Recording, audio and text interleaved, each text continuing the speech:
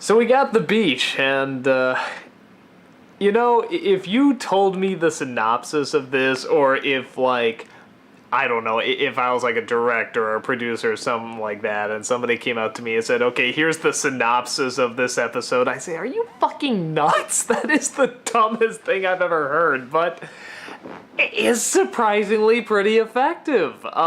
It's an episode where our villains go to a beach house and they go to a beach party and they sit around, sort of have a breakfast club type discussion near the end around the fire, and it's basically them just being teenagers, and it's needed. It's really needed, and it's very nice to see, and it's nice to see them still stay in character, but also interact with other kids their age, not knowing who they are. And I like how Azula is fascinated that they don't know who they are, and she probably more than anything just wants to see what she can get out of it, or who she can have more power over by doing this, or who she can torment more and feel better by doing it by. And that stuff's always fun. But even then, we get a little bit of her humanity in there, and how she's obviously sort of once in a while dipping into her real feelings, but not much.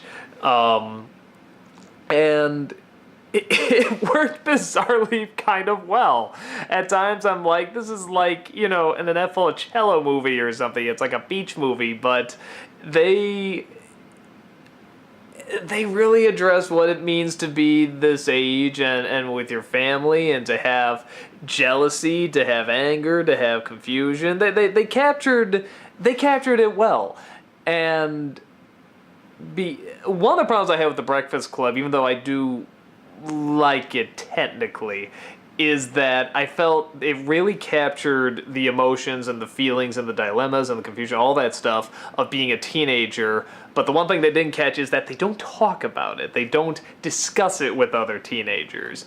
So I always thought that was kind of a problem with the movie. But here, these four are so strange already, and they have been shielded from so much of the rest of the world that you can buy it. You can see them talking about it. And at times, it's a touch rushed, but it still comes out well. You still get the idea of what they're talking about and the emotions and stuff. And some of it is kind of obvious too, like Zuko not knowing who he's angry at. You just wait for him to say, myself. And of course he eventually says it. But I liked learning about Ty Lee. I liked learning about May. I liked, even, like I said, with Azula, just seeing that little bit of humanity that shined through just for a moment.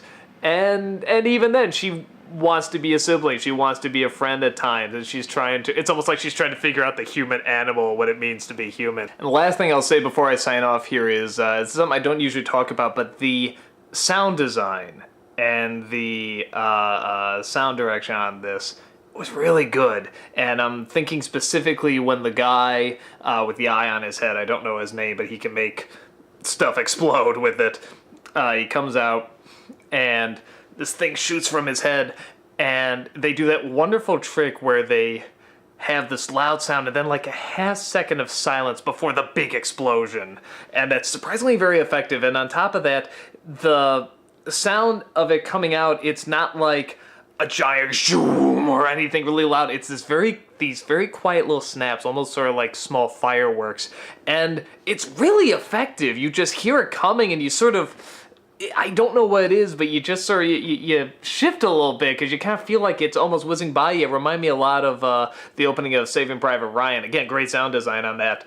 When you don't hear the bang, bang, bang from the guns, you hear the whooshing by of the bullets, and you just hear them hitting things. You hear the pings hitting off the metal, and that's enough. It feels like it's closer when you can hear something, just the slightest thing close to your ears, because sort of like when you hear a bug buzzing, you go, ah, like that. Even though it's not something big and massive, it's really close. And something about that illusion really helps, that those small sounds can actually somehow seem closer and more threatening. And I thought that was a very, very clever choice in the sound design of that. So, again, good sound design, editing, directing, all that stuff. And yeah, just an episode I would not think would have worked, but was surprisingly pretty decent. And I love seeing the characters interact. You got some of my favorite characters here, the villains. Again, I love the villains in this show, and I just love seeing them interact. I love seeing them be family and friends, and you get the feeling how they acted when they were family and friends when they were younger, but also how much time has changed. I love it when Zuko went to the old house, he looked at the picture, and he realizes how different times have, how those were different times, and he misses it, but he can't live in it, and he burns the picture in the fire, and it's a good moments, and these seem like very strong, real sort of teenage archetypes too that you see quite often, and they give them reasons why they are that way. So, surprisingly strong episode, and worked out really, really nicely. So, yeah, that's about it. See you in the next one.